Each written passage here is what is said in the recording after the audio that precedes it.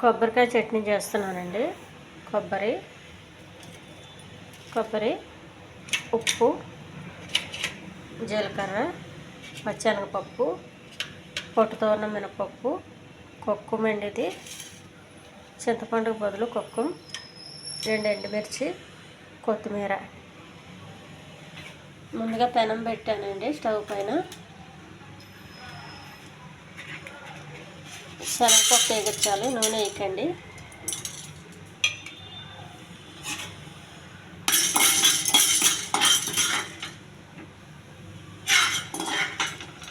కొంచెం దోరగా వేగినప్పుడు మినపప్పు కూడా వేయండి. ఈ మినపప్పు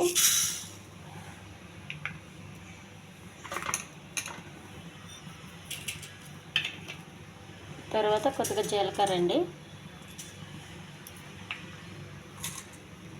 ఈ 2 ఎండుమిర్చి వేయాలి. అంటే కారం ఎక్కువ తినేవాళ్ళు కొంచెం కారం ఎక్కువ, 2 మిరపకాయలు ఎక్కువ వేసుకోండి. కొంచెం తక్కువ తినేటోళ్ళు 1-2 వేస్తే సరిపోద్ది.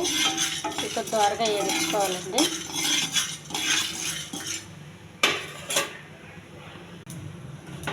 ఇవి వేగినాయండి, తీసి ఒక ప్లేట్లో వేసుకోండి. కొత్తిమీర అండి, దానికి కూడా ఆయిల్ వేయొద్దు.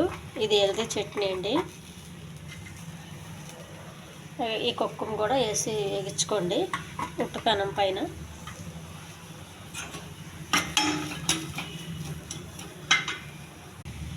కొత్తిమీర వేగిందండి, స్టవ్ ఆఫ్ చేసేయండి. కొబ్బరి వేసానండి, కొద్దిగా ఉప్పు,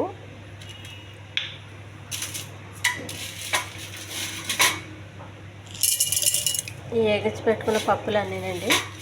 ఈ ఛానల్ నచ్చితే సబ్స్క్రైబ్ చేయండి, షేర్ చేయండి, లైక్ చేయండి, కామెంట్ చేయండి. మీరు చేసే ప్రతి కామెంట్కి నేను రిప్లై ఇస్తానండి. కుక్కుమండి, కొద్దిగా పుదీనా, కొత్తిమీర అండి, పుదీనా కాదు. మిక్స్ చేసుకోవాలి. ఇప్పుడు హెల్దీ కొబ్బరి చట్నీ రెడీ అయిందండి. ఇందులో ఏది ఆయిల్ వేయలేదండి. ఇవన్నీ హెల్దీ అండి. ఈ మధ్యలో ఉల్లిపాయలు వేసుకు తింటే చాలా రుచిగా ఉంటుందండి. ఇది పెసరట్టుకి చాలా బాగుంటుందండి.